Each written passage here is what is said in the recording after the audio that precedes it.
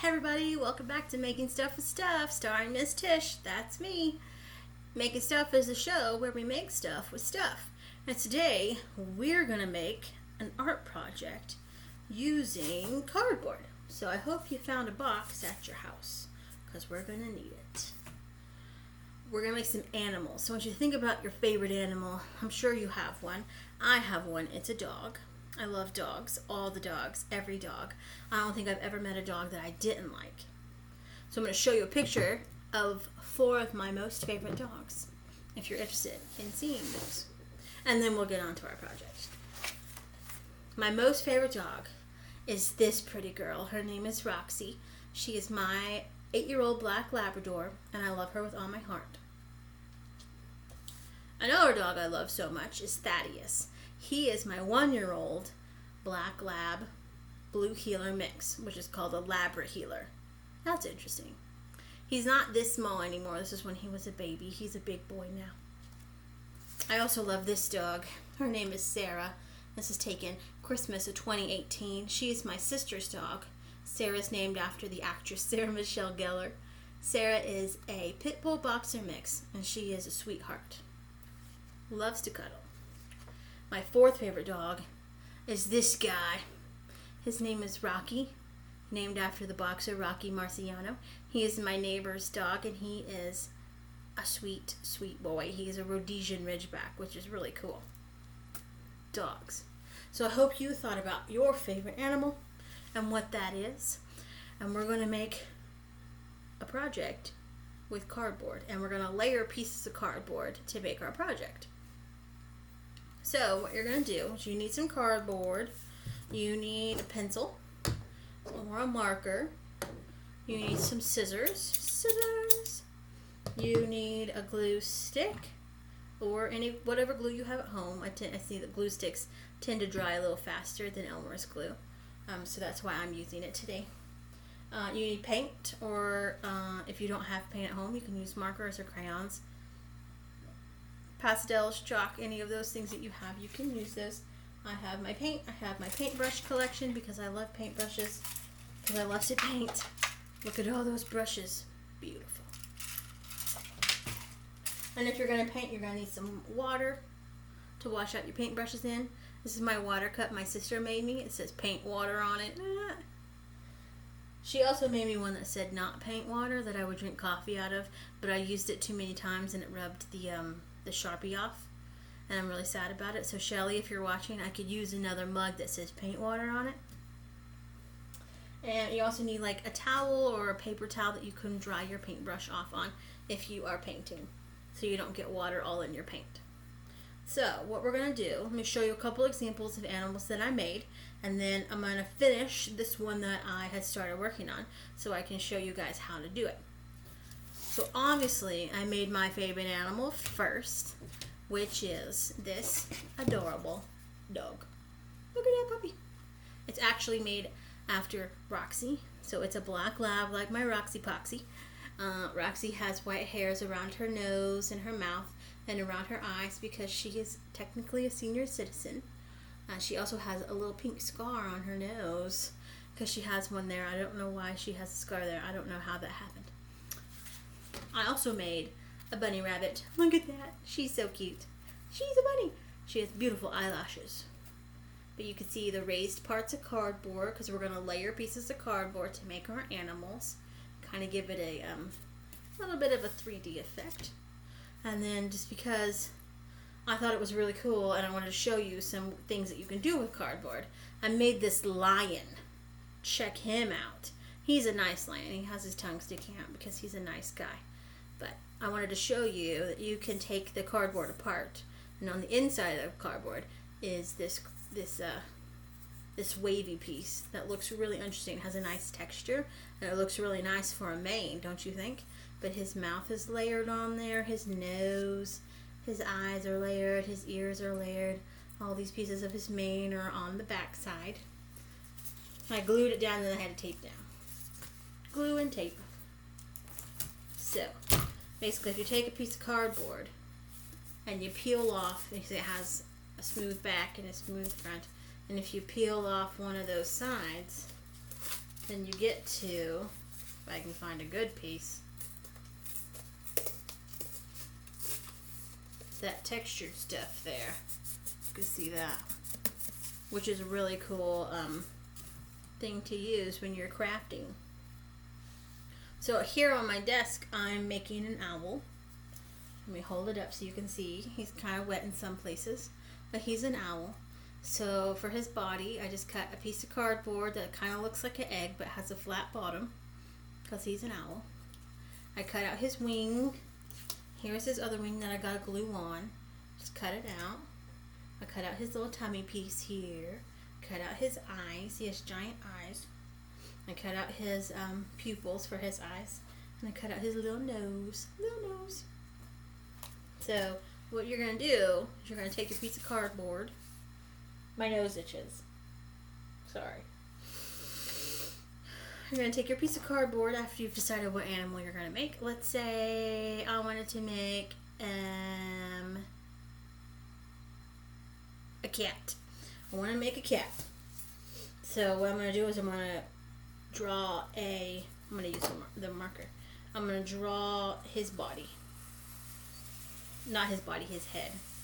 I'm going to draw a cat head. My nephew loves cats, so I might actually finish this. So I drew a cat head. Look at that. And so I'm going to cut out that, and that's going to be the base of my project.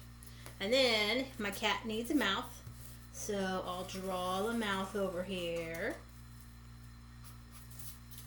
Got a mouth. He's going to need a nose, so I'm going to make a little nose that I can cut out and glue onto his mouth. He's going to need some eyes. So I'm going to make him some nice almond-shaped eyes. And because it'll be cute, he's going to need some little inserts for his ears. Give him a little pink in his ears. So there's that. So what I would do is I would cut out all of the pieces that I just drew. And then when it's all cut out, then I'm going to take my glue and I'm going to glue them all onto my base, which is the face of this cat. So that's basically what I did with my owl here. But I need to glue on his wing and his nose. So I got my glue stick. Got his wing here. Put some glue on that. If you need help cutting cardboard, because cardboard is can be difficult to cut, you can ask an adult to help you. But try to ask them on their break so you're not interrupting their work. I'm going to glue on his other wing. Let me glue on his nose. I like owls. They're interesting creatures. Have you ever been to the Oklahoma City Zoo? In the Oklahoma Trails exhibit, they have that barn that has owls in it. I like to see the owls and I like to see the bats in there. And the possums, because possums are cute. So I glued on his other wing and I glued on his nose.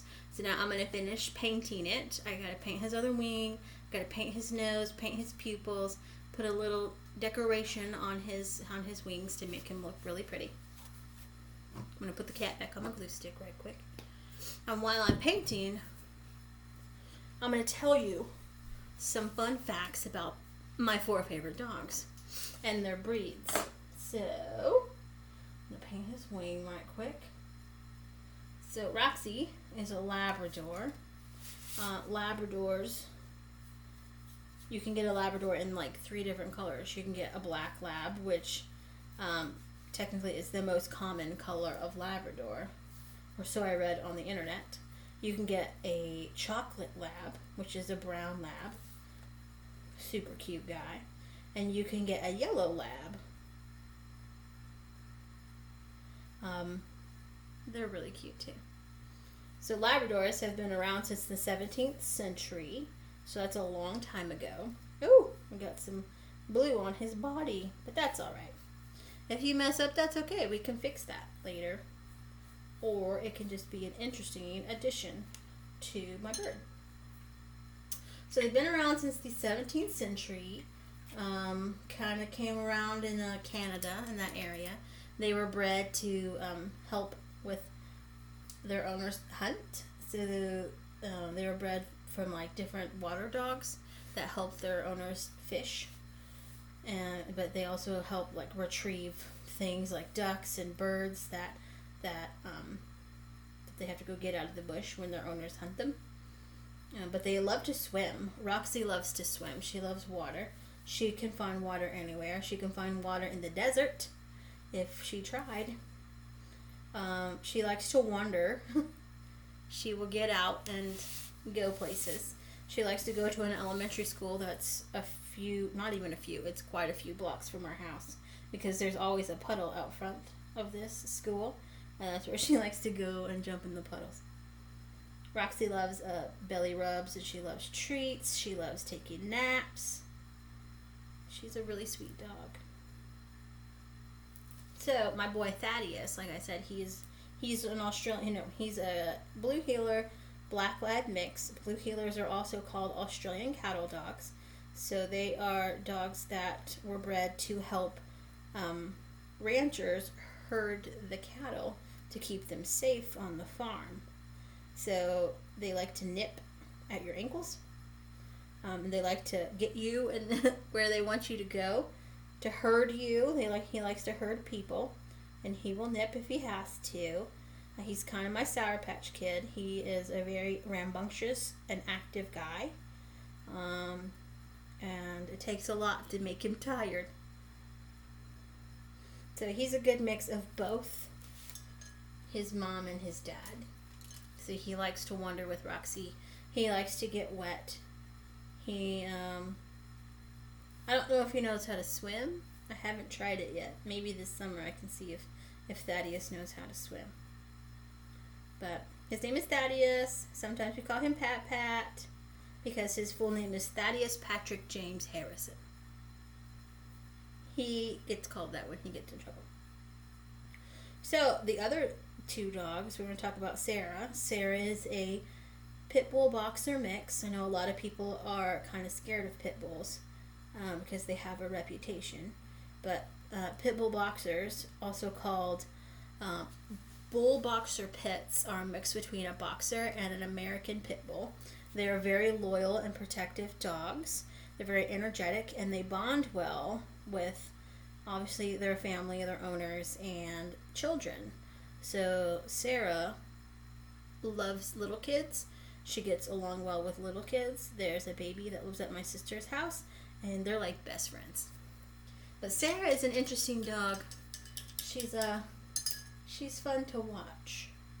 All right, so I have painted his wings and his tummy and his nose and his eyes and his pupils. I'm just going to go in and add a few little decorative touches on his belly and his wings and put some highlights in his eyes, because that'll be adorable. So the other dog, Rocky, he was named after Rocky Marciano, who was apparently a famous boxer. He's my neighbor's dog. My neighbor is from Guatemala, but Rocky is not. Rocky is a Rhodesian Ridgeback. Like I said, Rhodesian Ridgebacks are like native to South Africa. So they were bred in South Africa to help, I'm not even using the right color, to help with cornering and holding large game prey.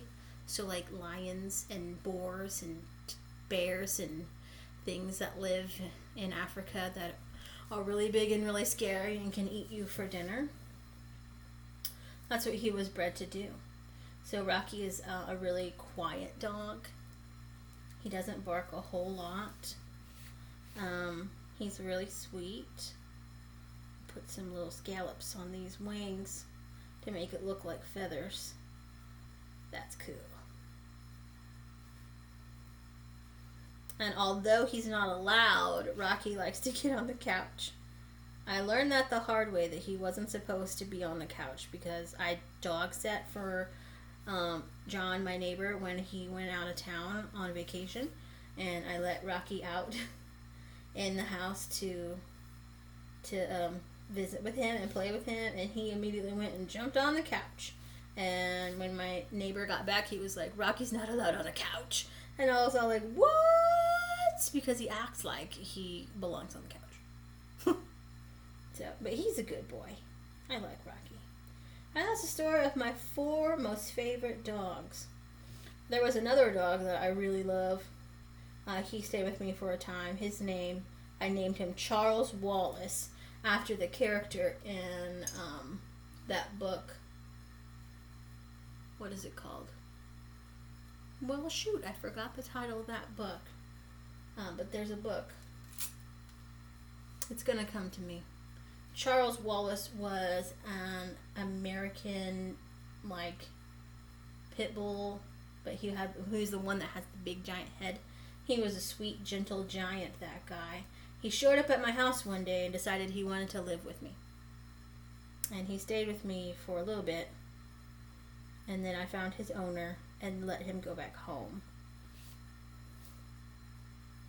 So I'm just adding some decorative to his tummy, and he will be finished. Decorations. Adding decorations to his tummy. I forgot to put the pupils in the little highlights on his pupil.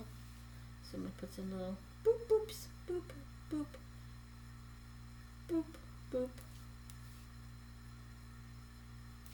All right, and he is done. Look at that beautiful owl made out of cardboard. So remember, we layered our cardboard, glued it on. He looks really great, and then you can paint him. You can color it with markers, crayons, whatever you have on hand. I would love to see your creations. So when you're finished, you could take a picture and you can email it to me. I don't know where my paper is that has the email address on it, so I can just tell you. You can email me at makingstuffwithstuff@gmail.com. Or you can comment on our video here with a picture of your craft, because I would love to see them. I hope you tune in on Friday for our next episode of Making Stuff with Stuff, and I hope the rest of your week is wonderful and that you're staying safe out there and that you're not getting too much rain on you, because it's been raining a lot around here. I hope you enjoy this craft. Thanks, guys. Bye.